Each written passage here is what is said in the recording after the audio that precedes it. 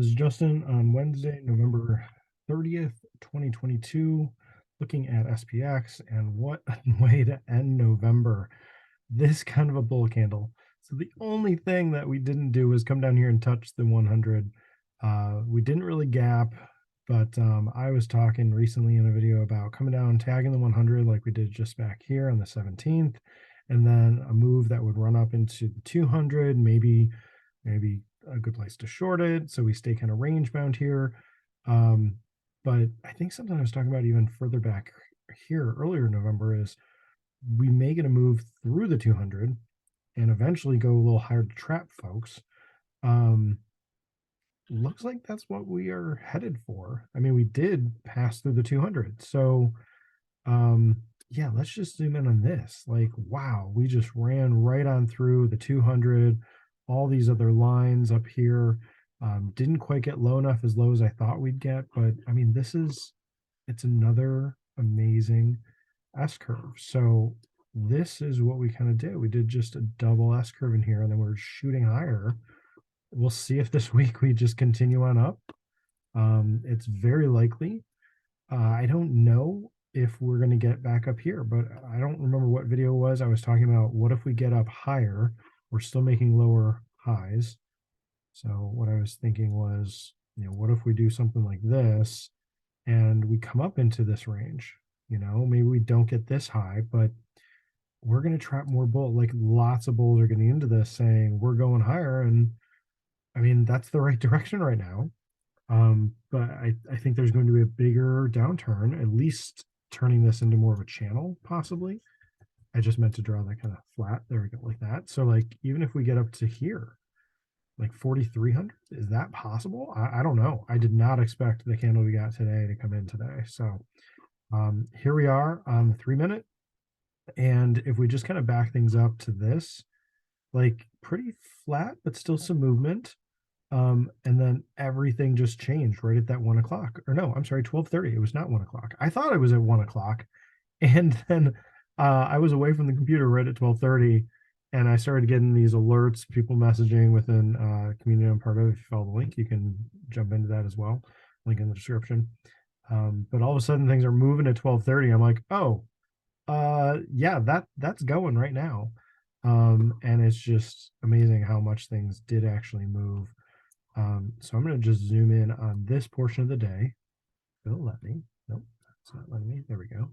So this portion of the day, you can see this is pretty typical. Like, we've seen some things like this where we have some movement. This, we had a bunch of bear candles in a row, retest back into 10, rolled back down, kept making, kind of some lower highs until this hammer comes in and we run back up, looking for, 10 EMA setups, not really coming in. And then we get these three candles kind of stacked right here. It's like, this is going to break down. And I didn't trade this bearish, but that's a great move. Then you're doing like a double bottom in here, you recover, you get this really amazing bear candle right above the 10. This is kind of curving up, but at the same time, it's shaped like a a double bottom here. So what do we want to see? Like a retest, like retest the neckline like that. Well, we kind of get a rest, and it's just about as good as a retest, especially when we get a bull candle like that. So even just doing a trade like this, let me change this. Doing a trade like that would have been great. Like, here's your entry, here's your stop. Like, that's a 1-to-1. You're out before everything changes at 12:30. But if you didn't know it was 12:30 and thought it was at 1 o'clock like I did, then you probably had a target maybe up here, and that got hit in the first 3 minutes. So then we went on, like, I don't know who would have been buying here and just holding into the close, but the setups were there. So here's the 4,000 strike call. Again, we got to shrink this down just to understand how much things move today. So here we go.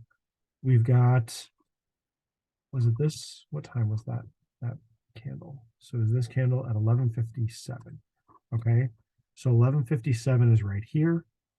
So you're getting it above that. Let's just say 450 for round numbers. Okay.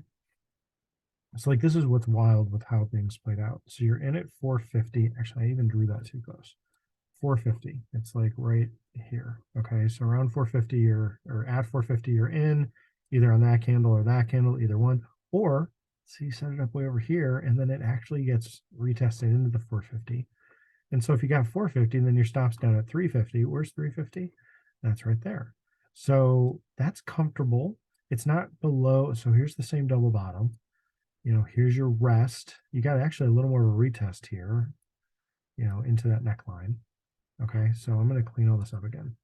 Let's say here's the double bottom I was just talking about. Here's the rest, a little more of a retest into the neckline. Okay, I can see that. So then here's your trade setup. Let's get in here at 450, stop down at 350. Which one is it? Yeah, 350 right there. That still actually would have worked, looked like it would have filled. And then actually it could have filled there too. And then where's your target? Well, maybe here at, you know, around 556, you got an initial target. That's already hit. So like, I mean, if you're in one contract, you're out and you got a gain.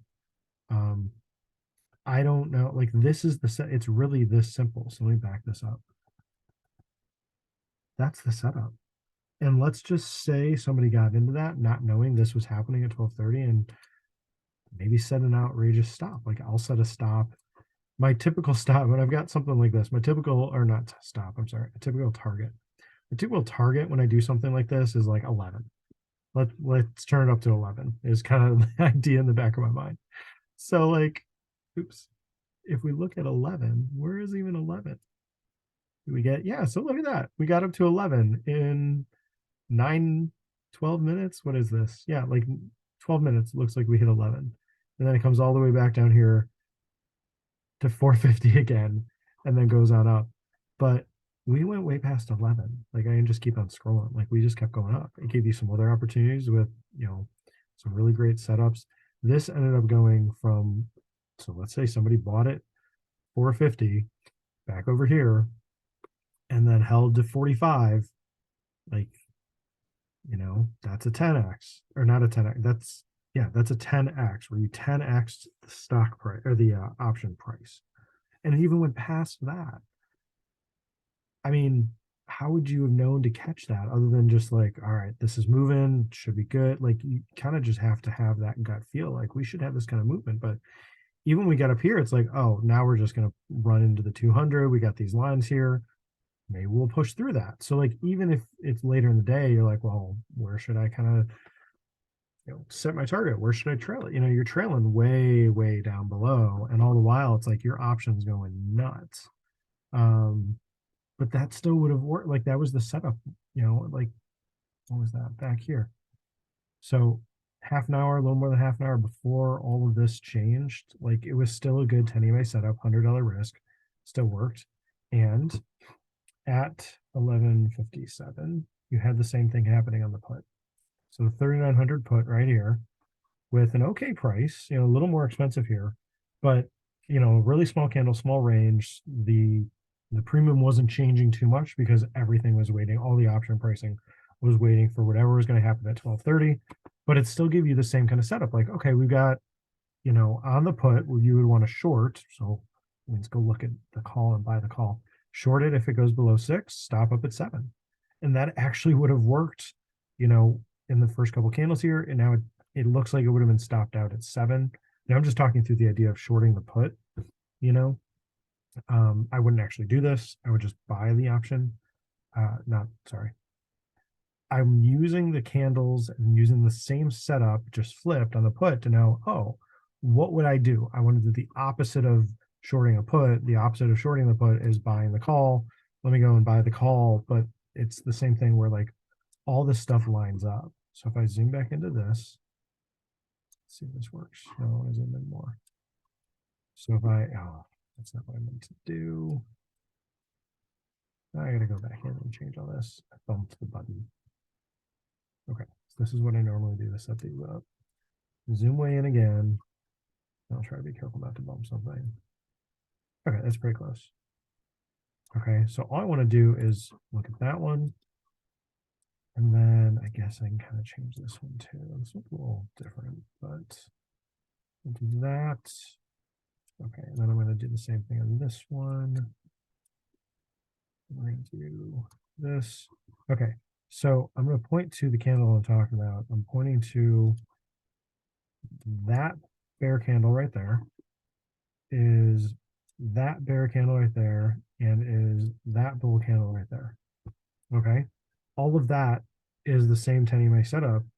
You're just getting the confluence of getting in here, stop down here, knowing that, okay, if it breaks that, I do that too far. If it breaks right here, well, let's play it to the downside of the put, so like that's the setup. And then on the call, we're actually going to buy there and a stop down here. And they all worked with the exception of this looks like it actually touched 7, but because you're not actually in this option, you're not actually shorting 3900 put looking for that to go to 0, which you still, I mean, you could totally do that if you want to sell a put, like you could totally have done that. I was a little worried that this wick was going to do some craziness. And so I wouldn't have, I don't think I would have been in this unless I thought it was happening at 1 o'clock, even though I received a message early in the day that had the calendar of events. And if I had looked at it and seen that what was happening with FOMC was at 12:30 on a Wednesday instead of 1 o'clock, and then I would have known. I just assumed like, oh, something's happening Wednesday. I think he even said that in the video yesterday. It's like, okay, we're all just waiting for whatever's happening Wednesday with FOMC. I said it Monday or Tuesday in the video. So that's just crazy that I didn't even realize that it was happening at a different time. But if I had been in this setup with this call earlier, it wouldn't have stopped me out. Where would my target have been? This is what I think I would have done. So if we go back into the call, so I think I would have initially set my target at 11. This is just getting more difficult to. There. So I think I would have initially had my target at 11 because I just like to use 11 when it's something I think it could really run. And then when I realized right here, it didn't make it to 11 on this first big move candle. And then I saw this one coming up to it. And then as this one's coming up, it's like, I gotta get this target moved because it's actually happening. And I think I would have doubled the range. So that would have been getting in at 450, target of 11. So that's 650. So I would have doubled the 650 to be 13 and added that on. So that would have been going up to 17.5. So that's 17.5.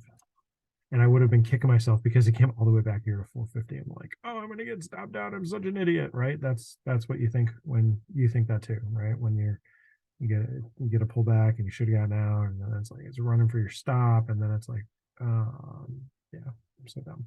And you get stopped out, or you be like, I'm just going to exit here for a small profit, and then so you exit at 5 and make 0.5. And it's like, and then it runs. It's like, oh, why didn't I just not look at it? It's usually what it is. Like, why did I not look at it? So then here this is. So this comes up to 17.5, and I would hope that it doesn't actually fill me. Well, I'd actually hope it does fill me. But then hindsight, I'm thinking, oh, I don't want to be filled there because it barely moved down from that. But like if it ran to 1750 and I didn't get filled, then I think I would have bumped it to 20. Thinking, okay, we're still running. It's not pulling back. Let me get my stop tightened up. Like at this point, I'm like, I'll hold it all the way back down to like 6. It's when I'd be kicking myself again if I did that. But it's like I'm moving up to 20. I'd be out right here at 103, which is the actual time I thought things were moving at 1 o'clock. And I would have been like, wow, I just made a lot. And then I would have been watching it the rest of the day and I'm like, I am such an idiot to not stay in this. I was in it this is what gets me. If I get into something incredibly cheap, like basically next to nothing, like anything, if it's an episode 0 sort of play, if I get into something $1 or less, and then I am dumb enough to get out at some point or to set my stop at some point where it's like, oh, it won't come back here. It's going to run. And then it comes back and hits my stop or my trailing stop and I'm out. And then it runs. That's when I feel like, oh, I didn't learn from the last time I did that. And for ones like this, where it just keeps on going all day long, like these are the ones you just want to hold on to and just let it go and just continue to trail your stop. Like even this kind of a move, this is hard to hold through. It runs all the way up above 30, above 35, comes all the way back down, tags 25, and then runs up. I have not been in an option that got to that price but I can see how I could get into one here and even be okay with, getting out up here. It's like, I just made, $3 grand. I risked $100, made $3 grand. Like that's a 30R trade. But then it's like you're holding on a pullback for 10R. You're down. So like your high watermark here. Let's just use round numbers. So 35 to 25. That's a 10R pullback. I don't like holding through that. I don't know who does, but that's the kind of focus, the mindset, that kind of thing that's behind all this. It's like, what is the setup? If my setup is, I think it's going to run all the way through the 200 today, and there's a good chance with this kind of strength, it could. So then where do I want to hold through? Or what point do I want to hold through? I want to be watching these when I'm getting a bunch of bull candles in a row. Like, okay, it's almost there. Am I going to roll over? Nope, I'm getting more bull candles. Okay, here's where, and I want to exit on multiple bull candles in a row because it's moving directionally. And so after something with some smaller wicks or smaller candles, if I have a candle like this one, I think ran right into the 200. Let's see what that price was today. The 200, 40.50. Nice round number, 40.50, 30. And so right here, the high is 40.52.88. Yeah, so this candle right here at 215, that's the candle that ran into the 200. I'd be like, yep, I will take profit there. But I'd be watching it and I'd be exiting. So that was this candle. So at this point, I'd probably out at 50. So let's say I bought at 450, I'm out at 50. Okay.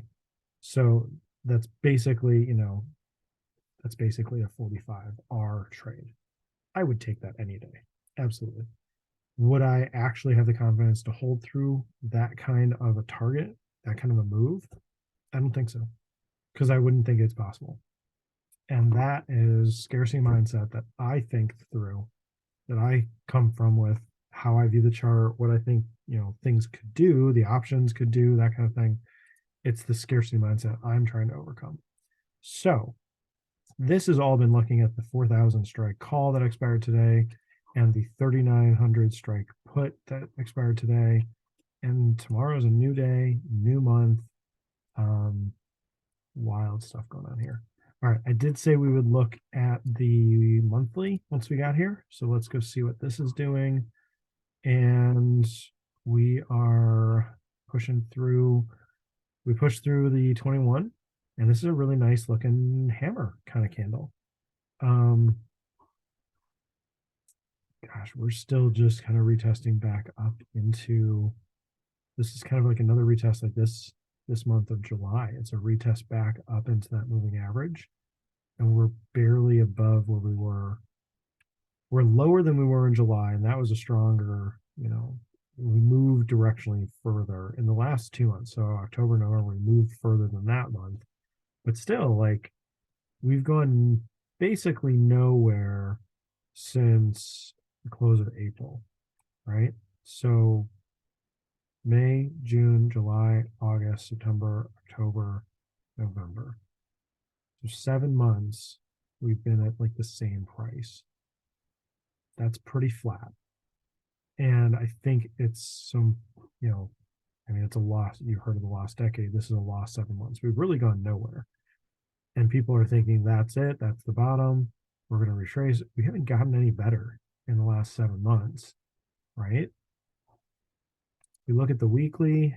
So I'm kind of down on, I'm kind of down on the monthly. Like even back here, with COVID, we came all the way back on the monthly into the 100. I think we could do that again, and that's going to be even more detrimental from here. Like that's going to hurt. That's a long way down. I don't really want to do the math on the percentage of that, but let's say we're at 4,000, and to go down to 3,000, that's a 25% drop, right?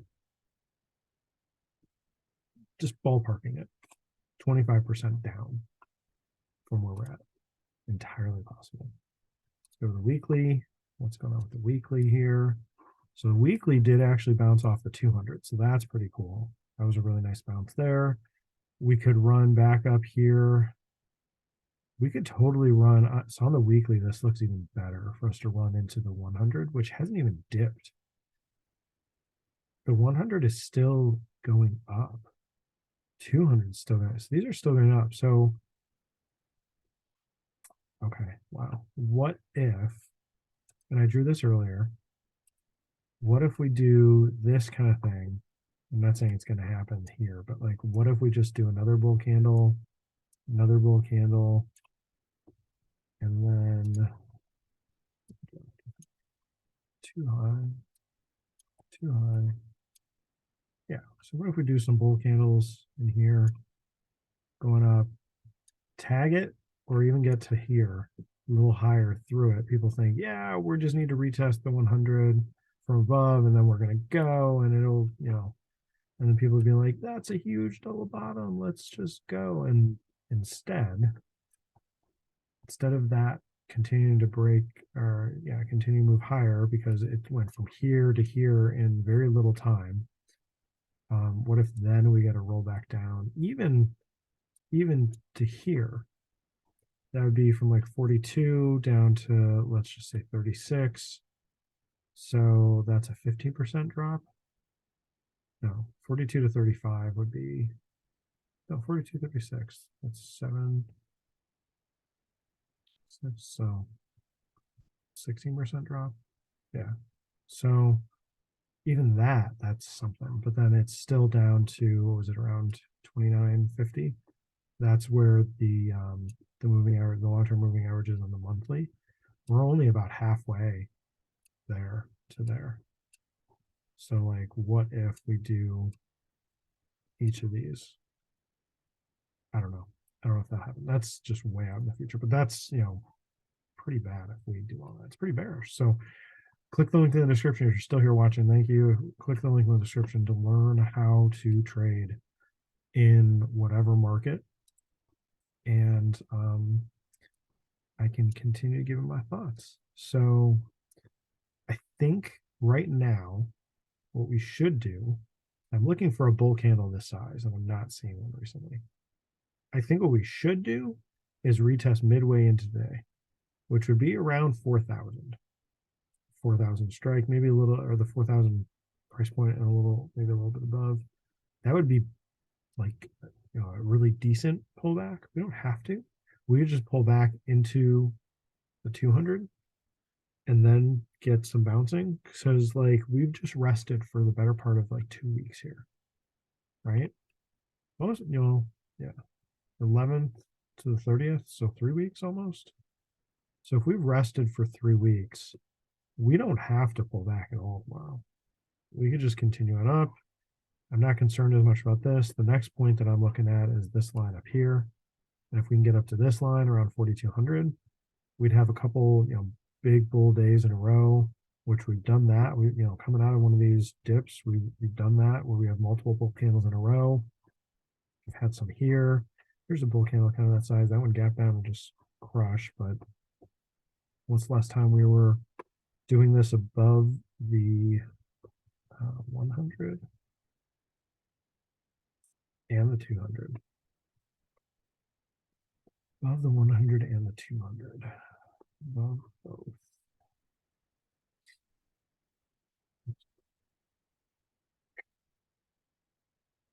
Well, I'm kind of stacked. Yeah, it's been too long since we haven't been in a situation where we have the 200 above the 100 and we're pushing them through.